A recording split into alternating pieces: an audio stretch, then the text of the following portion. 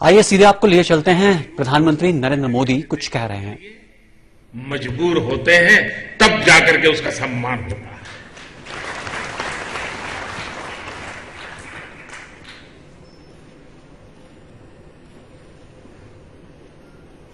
जिनको आज के युग में हम साहित्यकार कहते हैं, क्योंकि वो साहित्य की रचना करते हैं, लेकिन दरअसल वे एक ऋषि तुल्य जीवन होते हैं। जो हम वेद और उपनिषद में ऋषियों के विषय में पढ़ते हैं, वे युग के ऋषि होते हैं और ऋषि के नाते वे दृष्टा होते हैं। वो समाज को भली भांति देखते भी हैं, तोलते भी हैं, तराशते भी हैं और हमें उसी में से रास्ता खोज करके भी देते हैं। दिनकर जी का पूरा साहित्य खेत और खलिहान से निकला है, गांव और गरीब से निकला है और बहुत से साहित्यिक रचनाएं ऐसी होती हैं जो किसी को न किसी को तो स्पर्श करती है। कभी को युवा को स्पर्श करे, कभी बड़ों को स्पर्श करे, कभी पुरुष को स्पर्श करे, कभी नारी को स्पर्श करे, कभी किसी भूभाग को, किसी घटना को स्पर्श करे। लेकिन बहुत कम ऐसी रचनाएं होती हैं जो अबाल वृद्ध सबको स्पर्श करती हो, जो कल, आज और आने वाली कल को भी स्पर्श करती है। वो न सिर्फ उसको पढ़ने वालों को स्पर्श करती हैं, लेकिन उसकी गूंज आने वाली पीढ़ियों के लिए भी स्पर्श करने का सामर्थ्य रखती है। दिनकर जी की ये सौगात हमें वो ताकत देती है।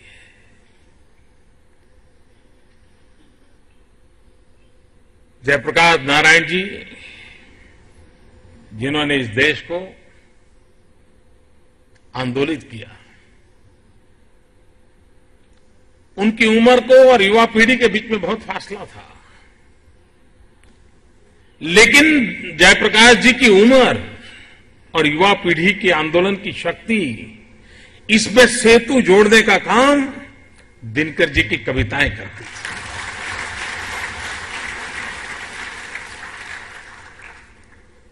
हर किसी को मालूम है, भ्रष्टाचार के खिलाफ जब लड़ाई चली तो यही तो दिनकर जी की कविता थी जो अभी प्रसून जी गा रहे थे। वही तो कविता थी जो नौजवानों को जगाती थी। पूरे देश को उसने जगा दिया था और उस अर्थ में वे समाज को हर बार चुप बैठने नहीं देते थे और जब तक समाज सोया है वो चैन से सो नहीं सकते थे। वे समाज को जगाए रखना चाहते थे, उसकी चेतना को, उसके अंतर्मन को आंदोलित करने के लिए वो सिर्फ अपने मनोभावों की अभिव्यक्ति कर करके मुक्ति नहीं अनुभवते थे। वे चाहते थे जो भीतर उनकी आग है वो आग चहु और पहुंचे, और वो ये नहीं चाहते थे कि वो आग जला दें, वो चाहते थे वो आग एक रोशनी बने जो आने वाले रास्तों के लिए पथदर्शक बने। ये बहुत कम होता है। मैं सरस्वती का पुजारी हूं और इसलिए शब्द के सामर्थ्य को मैं अनुभव करता हूं। कोई शब्द किस प्रकार से जीवन को बदल देता है, उस ताकत को मैं भली भांति अनुभव सकता हूं। एक पुजारी के नाते मुझे मालूम है, एक उपासक के नाते मुझे मालूम है, और उस अर्थ में दिनकर जी ने अनमोल हमें सौगात दी है। इस सौगात को आने वाले समय में हमारी नई पीढ़ी को हम कैसे पहुंचाएं। कभी कभार हम शायद इस देश में हर एक पीढ़ी के हजारों ऐसे कवि होंगे या साहित्य प्रेमी होंगे, हजारों की तादाद में होंगे, ऐसा मैं मानता हूं, जो दिनकर जी की कविताएं मुखपाठ लगातार बोल सकते होंगे, बोलते होंगे। ये छोटी बात नहीं है। जैसे कुछ लोग रामायण, महाभारत, वेद, उपनिषद, उसकी श्लोक वगैरह जिस प्रकार से मुखपाठ बोलते हैं, वैसे दिनकर जी के शब्दों के पासे रममाण हुए हजारों लोग मिलेंगे हमें, और उनको उसी में आनंद आता है। उनको लगता है कि मैं दिनकर जी की बात पहुंचाऊं, मेरी बात लोग माने ना माने, दिनकर जी की बात दुनिया मानेगी।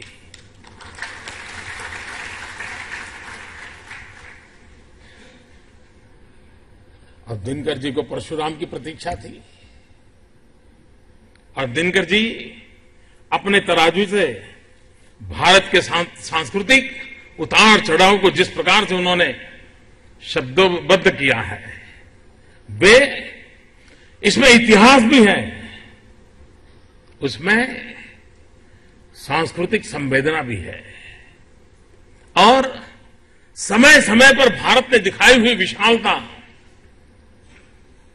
हर चीज को अपने में समेटने का सामर्थ्य, इसको दिनकर जी ने जिस प्रकार से अनुभव किया है, जो हर पल दिखाई देता है। और इस प्रकार से दिनकर जी के माध्यम से भारत को समझने की खिड़की हम खोल सकते हैं। अगर हम में सामर्थ्य हो तो हम द्वार भी खोल सकते हैं, लेकिन जरा भी सामर्थ्य न हो तो खिड़की तो जरूर खोल सकते हैं। ये काम दिनकर जी हमारे बीच करके गए हैं। दिनकर जी ने हमें कुछ कहा भी है, लेकिन शायद वो बातें भूलना अच्छा लगता है, इसलिए लोग भूल जाते हैं। एक बार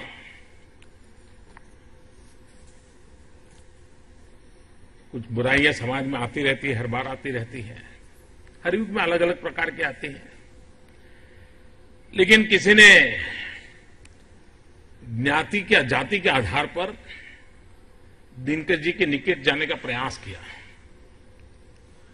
उनको लगा कि मैं आप ही की बिरादरी का हूं, आपकी जाति का हूं, तो आज मेरा हाथ पकड़ लीजिए, अच्छा हो जाएगा।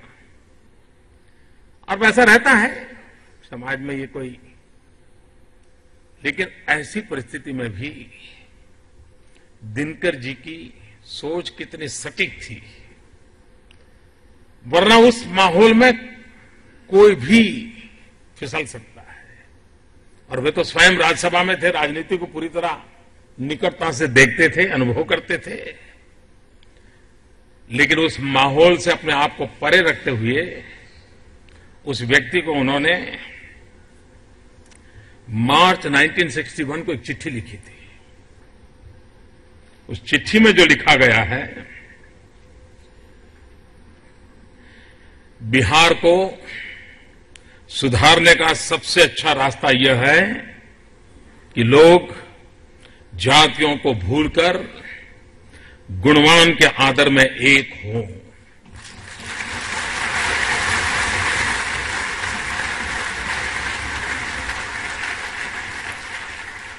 याद रखिए कि एक या दो जातियों के समर्थन से राज नहीं चलता,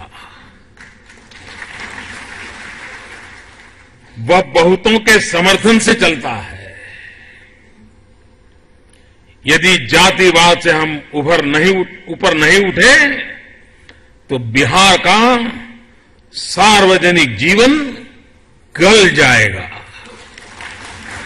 मार्च 1961 में लिखी हुई चिट्ठी आज बिहार के लिए आज भी उतना ही जागतिक संदेश है। ये किसी राजनीति से परिचित व्यक्ति के शब्द नहीं है, एक किसी शब्द साधक के शब्द नहीं है, एक किसी साहित्य में रुचि रखने वाले सर्जक के शब्द नहीं है, एक ऋषि तुल्य व्यक्ति के शब्द है जिसको आने वाली कल दिखाई देती है और जिसके दिल में बिहार की आने वाली कल की चिंता सवार है और तब जाकर के शब्द अपने ही समाज के व्यक्ति को स्पष्ट शब्दों में कहने की ताकत। बिहार को आगे ले जाना है, बिहार को आगे बढ़ाना है और ये बात मान के चलिए, हिंदुस्तान का पूर्वी हिस्सा अगर आगे नहीं बढ़ेगा तो भारत माता कभी आगे नहीं बढ़ सकती। भारत का पश्चिमी छोर वहां कितनी ही लक्ष्मी की वर्षा क्यों न होती हो, लेकिन पूरब से सरस्वती का संदेश का मेल नहीं होता तो मेरी पूरी भारत माता, मेरी पूरी भारत माता उजागर नहीं हो सकती। और इसलिए हमारा सपना है कि पूर्वी हिंदुस्तान कम से कम पश्चिम की बराबरी में तो आ जाए,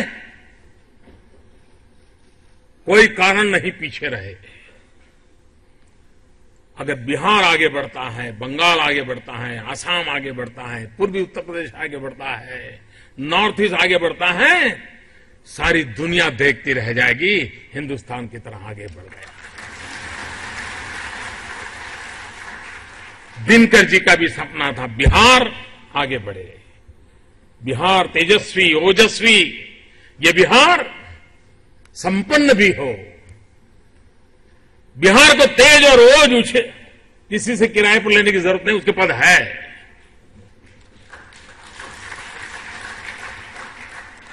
उसे संपन्नता के अवसर चाहिए, उसको आगे बढ़ने का अवसर चाहिए और बिहार में वो ताकत है। अगर एक बार अवसर मिल गया तो बिहार औरों को पीछे छोड़ के आगे निकल जाएगा।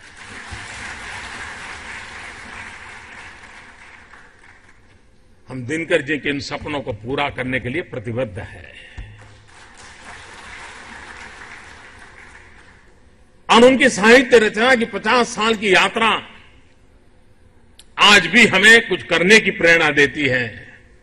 सिर्फ गीत गुनगुनाने की नहीं, हमें कुछ कर दिखलाने की प्रेरणा देती है। और इसलिए आज दिनकर जी के स्मरण करते हुए, उनकी साहित्य रचना का स्मरण करते हुए इस सभागृह में हम फिर से एक बार अपने आप को संकल्पबद्ध करने का अवसर के रूप में उसे देखें और उस संकल्प की पूर्ति के लिए दिनकर जी के आशीर्वाद हम सब पर बने रहें और बिहार के सपनों को पूरा करने के लिए सामर्थ्य के साथ हम आगे बढ़े। इसी एक अपेक्षा के साथ आप सबके बीच आने का मुझे अवसर मिला, परिवारजनों को प्रणाम करने का अवसर मिला। मैं अपने आप को बहुत बड़ा सौभाग्य मानता हूं। बहुत बहुत धन्यवाद।